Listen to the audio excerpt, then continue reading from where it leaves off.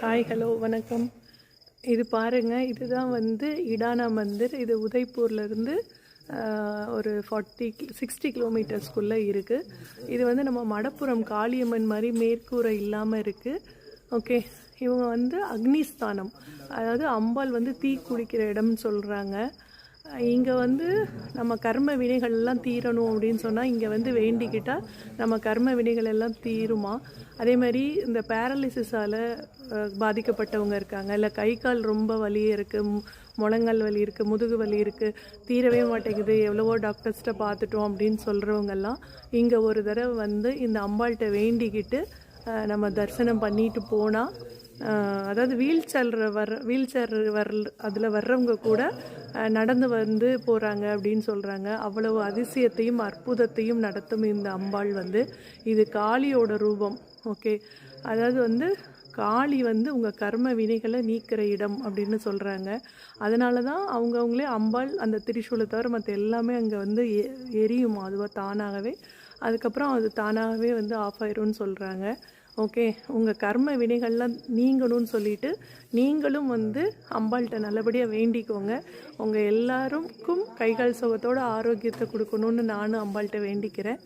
Okay, bell அடிக்குது பாருங்கள், நல்ல சகுனம்.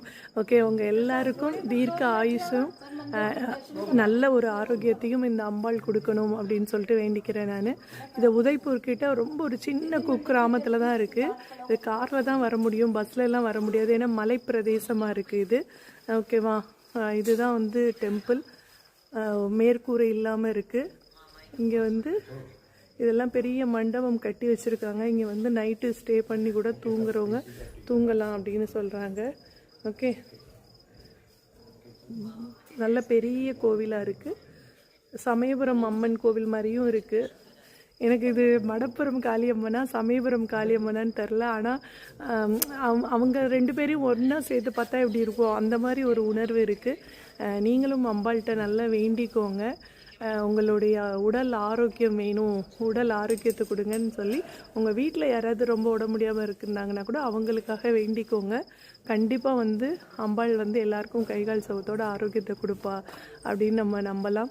ஓகே, உங்கள்கிட்ட இது எல்லாருக்கும் லைவாக காட்டுறதுல எனக்கு ரொம்ப சந்தோஷம். ஓகே, இது வந்து நம்ம 21 நாளைக்கு முன்னாடி தான் போட்டோம். 21 நாளைக்குள்ளேயே நமக்கு இந்த அம்பாளோட நேரடி தரிசனம் கிடைக்கும்னு நான் நினச்சே பார்க்கல. ஸோ ரொம்ப சந்தோஷமாக இருக்குது. ஓகே, ஜெய் மாதாஜி.